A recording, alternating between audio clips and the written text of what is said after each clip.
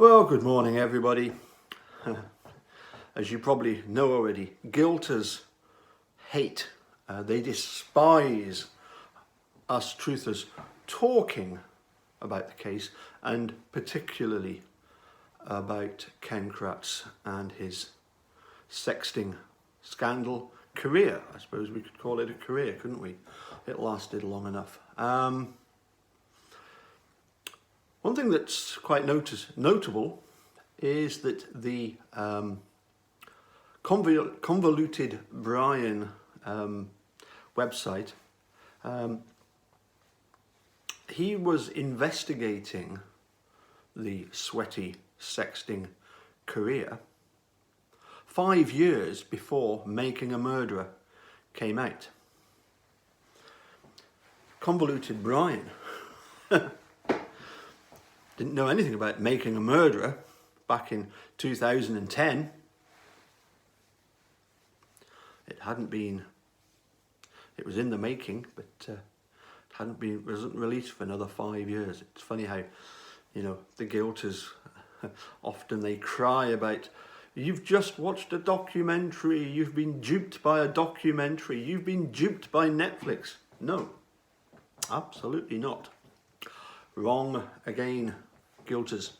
Another thing they often shout at us, standing on Teresa's grave, shouting at us, telling us that you are insulting the memory of Teresa.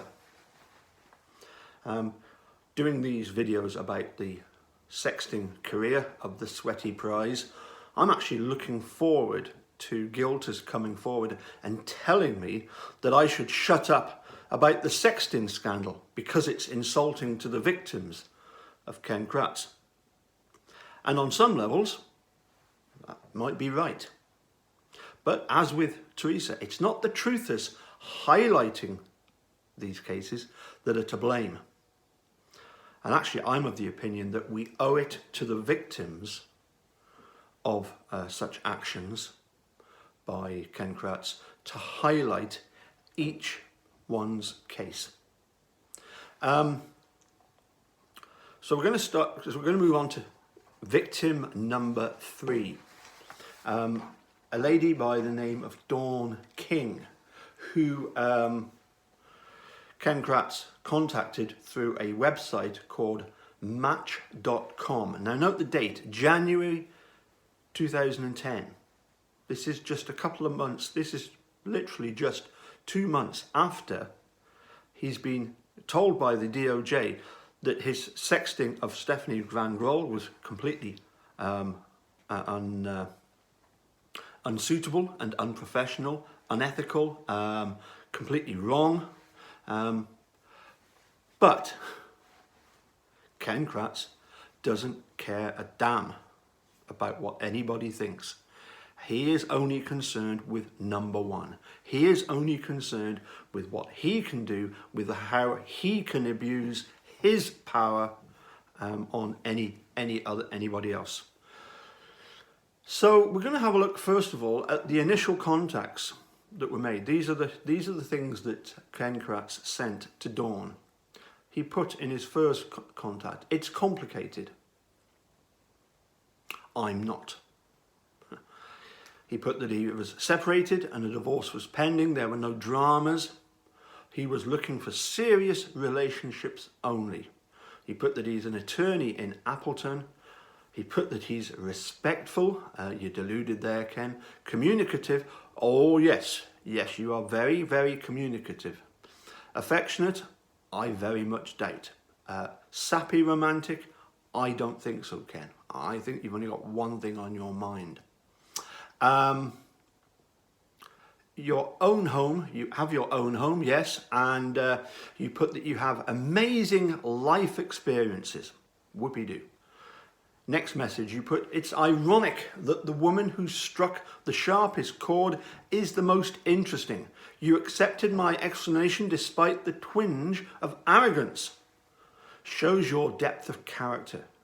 You're not just a pretty face." I'm paraphrasing there. He put that I'd be honoured to meet you. Nothing fake about you, unlike others who are thrilled to talk to me. Already he's lauding himself up as being this great catch. He is the prize.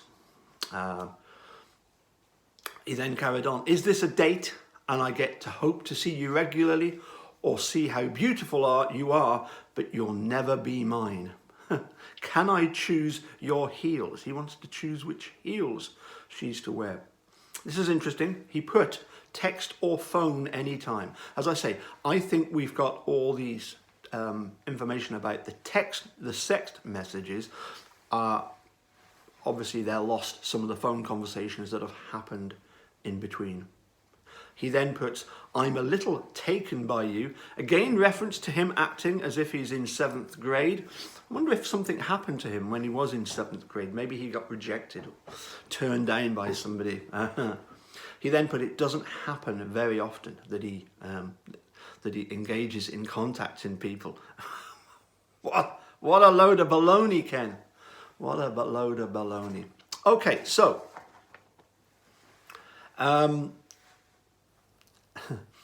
interestingly, on the Match.com website, he refers to himself. His name, his name is Ex-Boy Toy. Now, Dawn didn't know who Ken Kratz was, which is interesting because Ken Kratz thinks that, you know, by 2007, he was one of the most famous people on the planet, having successfully convicted 2 innocent men.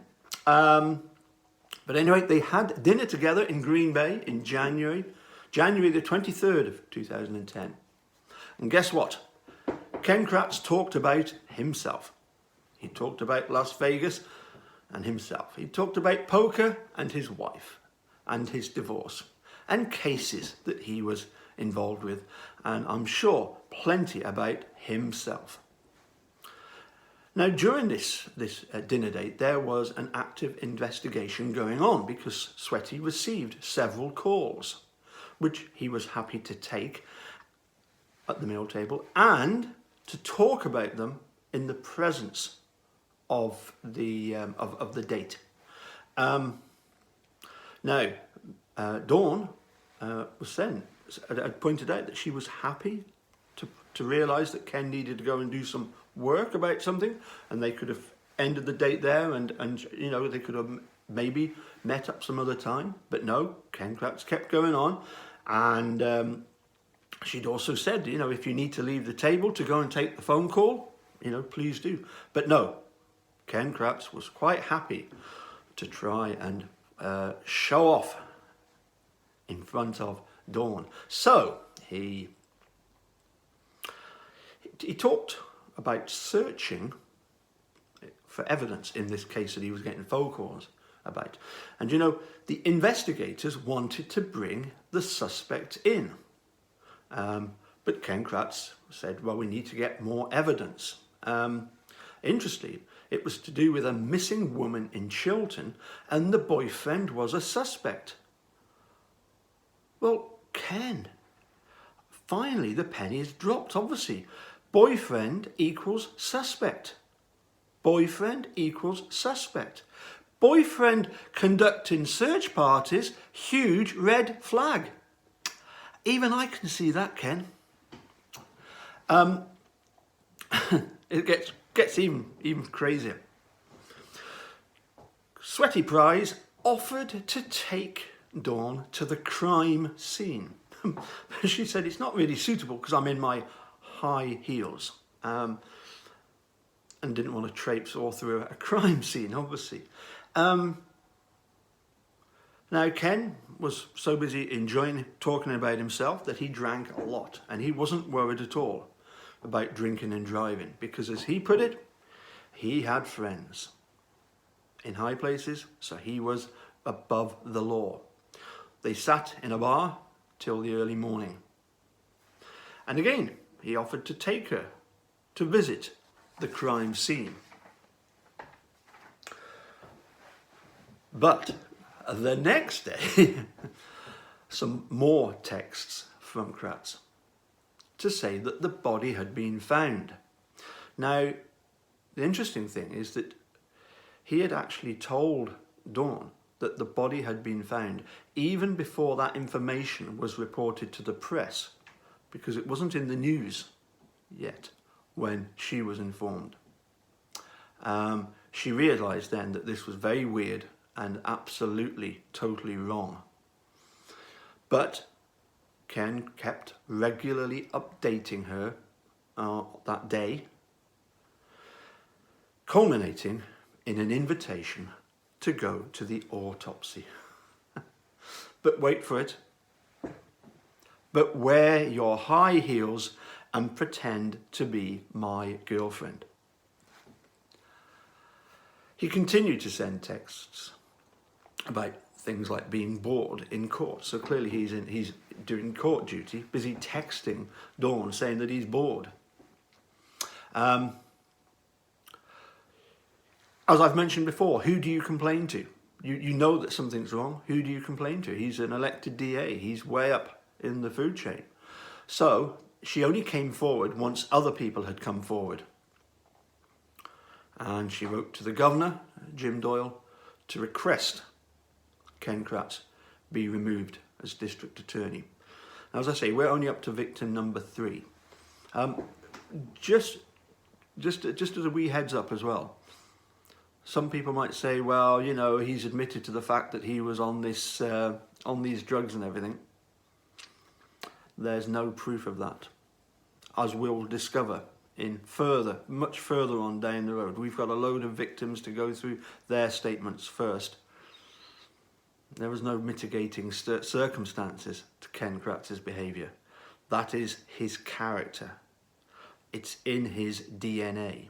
It's in his sweaty DNA. It's in his sweaty, repulsive, sick DNA.